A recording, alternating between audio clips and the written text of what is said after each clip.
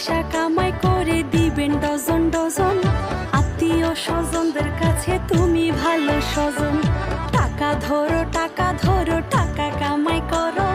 টাকার মূল্য বুঝেছি ভাই যখন হইছি বড়।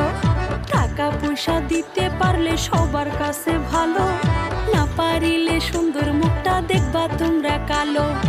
আমার কথা ঠিক কিনা ভাই তোমরা সবাই বলো, টাকা দিয়া কার কার মন করছো তোমরা কালো।